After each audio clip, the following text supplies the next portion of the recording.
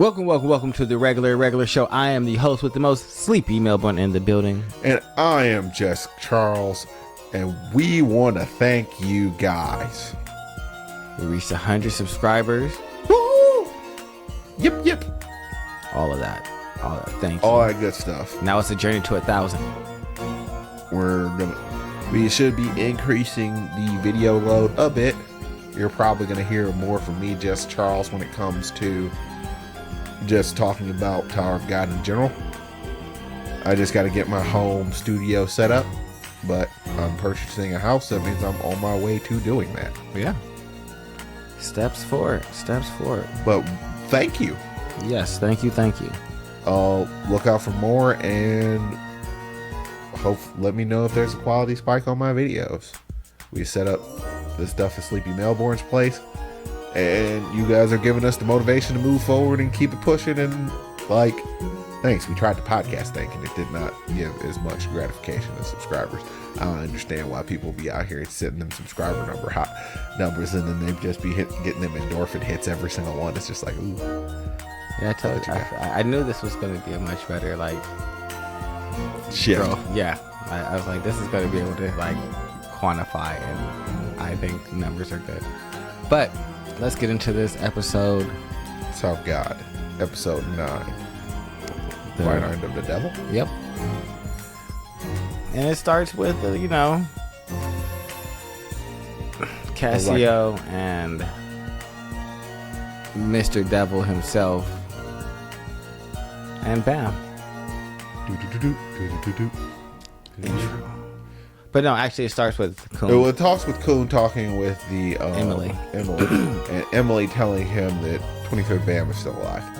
Yes, and he asks, how does she know? And she's like, would you like to know? And basically lets him know that Bam's going to be at the workshop. So now he has to go because there's no time to play these games. But we get to see the picture that we basically get to Coon sees and sends his team out after the right hand of the devil that they see in the picture. However, this picture is for some reason circulating, and I think it's because of Emily. Is the only thing that I can see. Someone must have asked, where's the right hand of the devil? And that's the picture that popped up. And so we have our right hand of the devil seeing the picture and recognizing Cassio, and the crew kind of looking at him like, hey, you know who this is? And he's like, yeah, that's like my brother. And then we get a flashback, which, if you know me from anything on this content or from this, I'm not the biggest fan of retroactive explanations. But this shows us how the two brothers basically were experimented on, but also taken care of by this researcher who basically made them feel like they were at home and kind of gave them a purpose to keep going. This worked out in their favor because they were the only two of 99,999 people that were experimented on. And now they were allowed to be an ignition weapon. They were going to be two halves of one demon, splitting some Shinchu creature into both of them. I don't even know if it's really a demon. It just looked like a Shinchu construct. I mean, honestly, the person who put it into him looked more like a demon than the thing did. Yeah. Mr. I. McGee over here. I don't know where some of these tower creatures be coming from. Yeah, me neither. But he explains that once they got the demon put into them, they never saw the researcher again who had been so kind to them, which I think is because, now that her job is done, she's gotten y'all to the point of being useful tools. Y'all can go ahead and do the rest on your own. Yeah. We get to see the final little bits of the flashback of our main character being shipped out on a airship on the hood of it. It's like a pickup truck airship. Yep, they strapped into the back of it. I don't know why they did that. I don't know if they were planning on transporting them someplace or they just took them out and basically yo, get out the track. Yeah, get in the world and go do stuff. Go get out of here. We've done it. Like, we've learned all we can from you. Yeah, that's what it kind of seems like. They just let them, they released them into the wild like wild animals. And so he then decided to climb all the way up until the 20th floor, where he decided to take a break before hearing the rumor again about Cassio, his brother, who for somehow he got separated from. And I'm thinking it's because he got shipped off on that truck, and Cassio probably got shipped off in a different direction. Yeah. We should also get a quick little group interaction with Yenon cooking for everybody, and she's not very good. Missing and Prince pretending to be asleep immediately when she walks into the room, so that way they do not have to eat any of her food. Bam eats a little bit of it because Harang forces him to. Talk about we all have to engage as a team in this, and he's like, I guess. Takes a little bite, smiles because this is team activities, and he loves a good team bonding. For real. If you got a rice cooker, how did you mess up Onikiri? I don't know why they look like that, but they're black because she burnt the rice. I know. I don't know why though.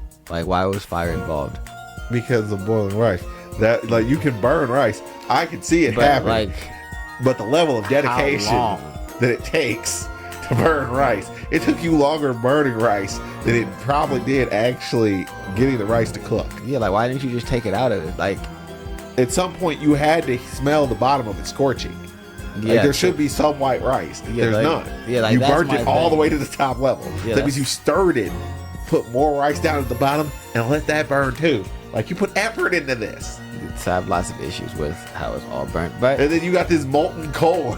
Yes, we do get a little scene with not Cassio, but Mr. Devil confronting Bam, asking him, like, how are you ignition weapon, seeing the skeleton that basically surrounded Bam. And I think Bam was able to absorb that, and I think that's what probably turned them into their god. And I think I'm happy I get to watch this again, because that puts a lot of things where I'm at in the story and reading the chapters into perspective. I won't spoil it for you guys now, but just know that red light that Bam absorbed, that's important.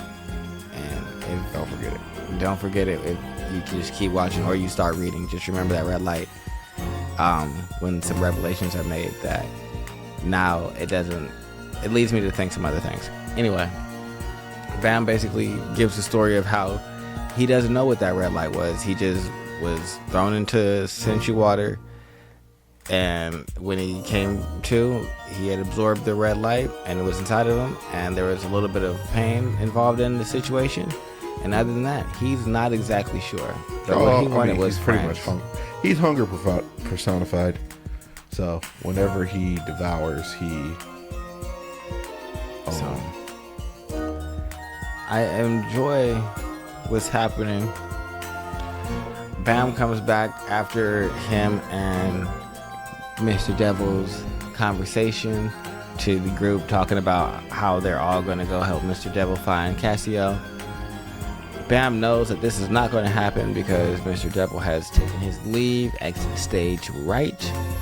So he says, I'm going to just go ahead and go to bed and not tell y'all nothing and just let y'all figure this out in the morning. Which is, I think, honorable of him. Let Mr. Devil get some distance between him and the group if this is what he really needs to do. But that's really all that happens until we go back to Coon Squad. They're getting ready Ninja Chicken to go check and catch the Devil Arm Cassio. Ninja Chicken is sick, so he won't be able to make it. And without him, one of the other members stays back.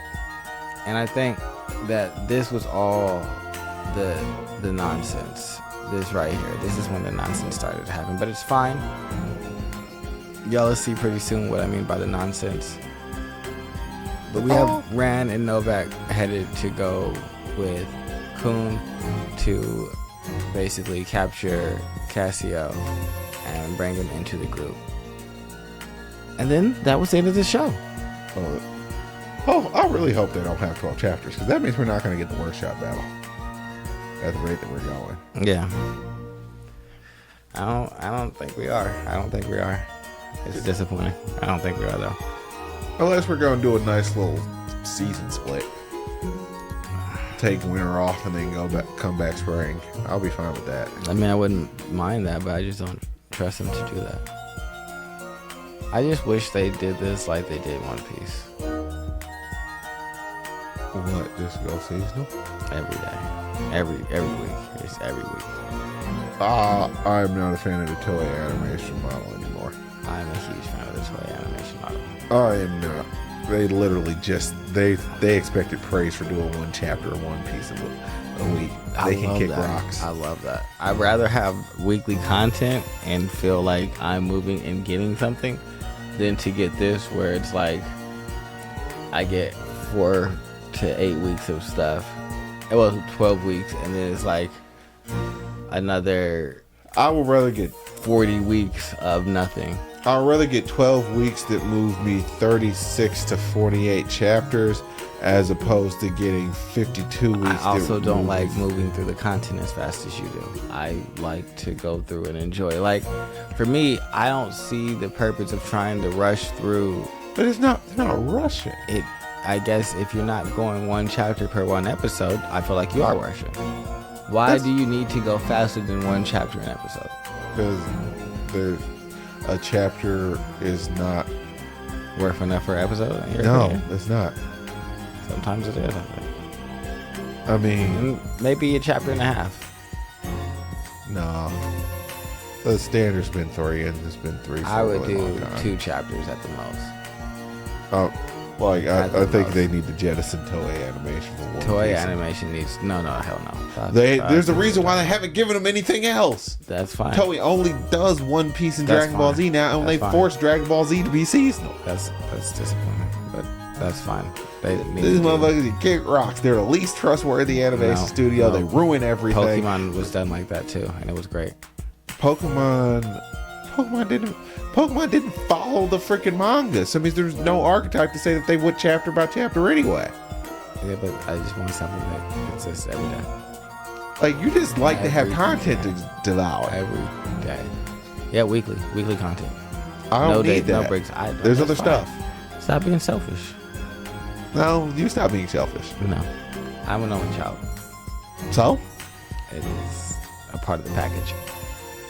Doesn't mean you don't have to be that way. Why you package. gotta be so rude? You know what? I'm out of here. Yeah, I'm just saying. The Hand of Arlen. Next time. Make sure you guys like, subscribe, comment below. Bye.